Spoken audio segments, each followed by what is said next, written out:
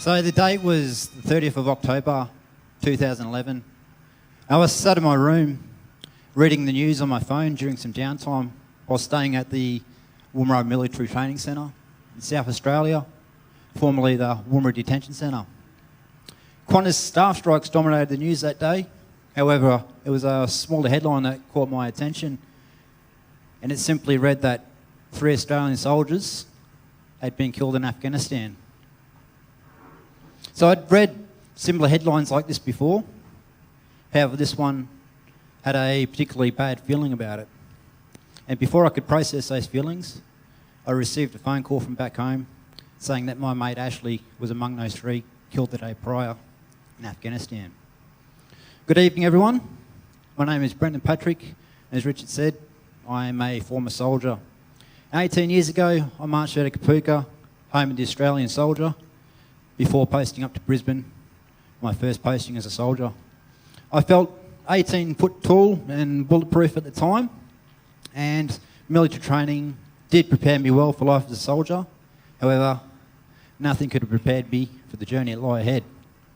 The first week in Brisbane was an interesting one, and a young sapper named Jeremy just passed away in a military training exercise a week before Anzac Day.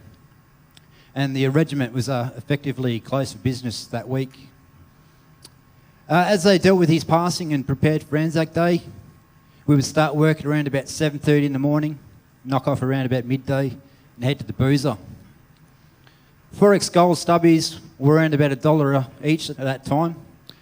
Jim Beam, $2.50 a can. That's something I proceeded to take full advantage of, as I thought to myself, is this what being a soldier is all about?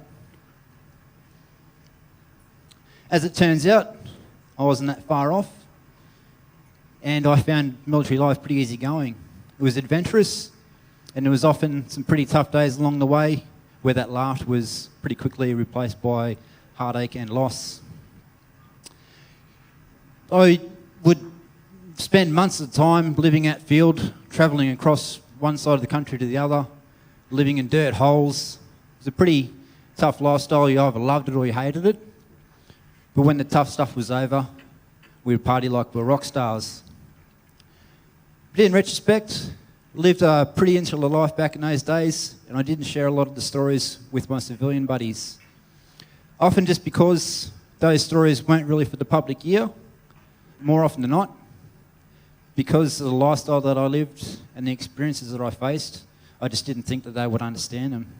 I'm not even sure that I understand them myself. My final days in the army were spent in Afghanistan, Operation Slipper, a fairly uneventful trip, one short of stories and memories that I wish to take home. However, it was the death of a soldier that I'd never even met before that made me sort of sit up and take stock. And it was a pretty somber mood the day that he died, and it was a mood that I'm certain that passed all the way back to Australia, because the army was essentially one big family. And I'm not sure what I left behind when I retired from the army, because I'd spent my entire adult life as a soldier. I'd left behind more than a job, and I'm pretty certain that I'd left behind an entire identity as well, because I was a soldier, and I always will be. And in that time that I did serve, Australia lost 325 veterans to suicide. In 2016 alone, we lost another 79. While last year we lost another 84. One of those was my mate Shane, who escaped from a mental health facility after being released a second time because he wanted to end his life that badly. Australian veterans are dying at a rate, taking their own lives at a rate that is 14% higher than the current male population, and no one's really sure why.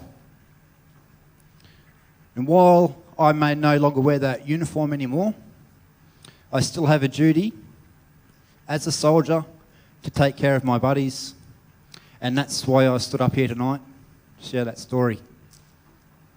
Thank you everyone for listening.